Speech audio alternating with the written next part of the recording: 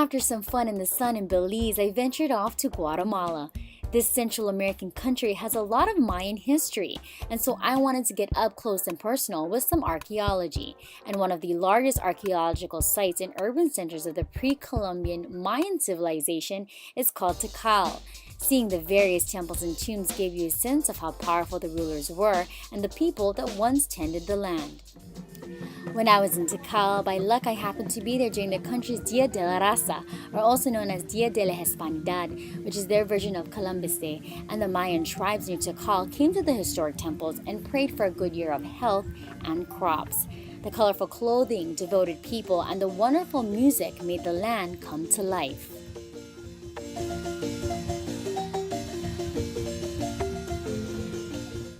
After learning such interesting history in Tikal, I headed further down south to Lake Atitlan, San Pedro. The rocky roads led me to the beautiful cauldron-shaped lake, which was formed by volcano eruptions that happened years ago. I woke up early to see the sunrise, but I wanted to have an aerial view of Central America's largest lake. So what did I do? I went and hiked. However, little did I know it was going to take so long, and realized it 3 miles after hiking up the steep San Pedro Volcano. So we woke up at 6 a.m.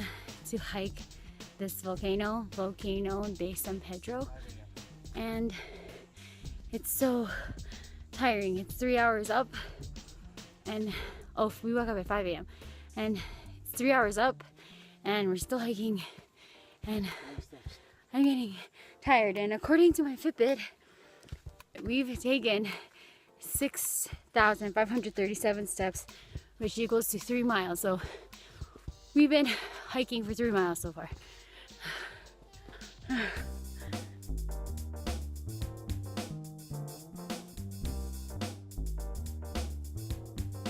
So after 6 miles just going up, we are finally here. Almost.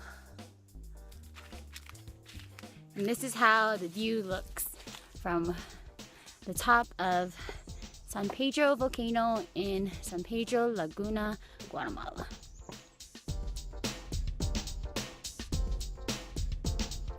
Having no plans at all of where to go next, I decided to go to Antigua. Reminding me of Europe, the bright colored buildings and period-style courtyards really make you feel as if you're taking a step back in time.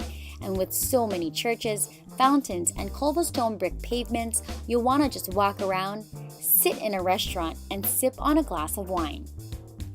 Being a water girl, I decided to head back up north because I wanted to swim in the freshwater pools of Semuc, Champey, a natural monument. The deep turquoise pools are cold in temperature but have a whirlpool type of structure that will have you swimming, sliding, cruising, floating, and jumping.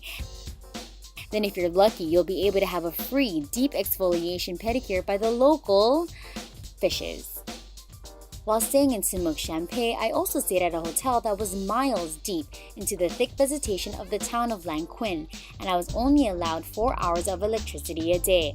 I was also able to explore an ancient cave. My new friends and I were led by a local, given only a candlestick as a flashlight, putting our 5 senses to the test against Mother Nature.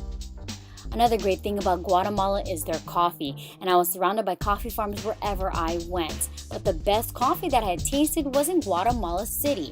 If you go to the Churrasco Central America restaurant, their Cafe Pacamar, Huehuetenango, Finca El Injerto has been awarded the Winner's Cup of Excellence for 5 years in a row, and the French press really brings the chocolate flavor along with a long, finished taste. Guatemala was affordable, and it also allowed me to mingle with the locals using the remaining college Spanish that I had left. But I can also say that the country of Guatemala showed this girl to face her fears and just live.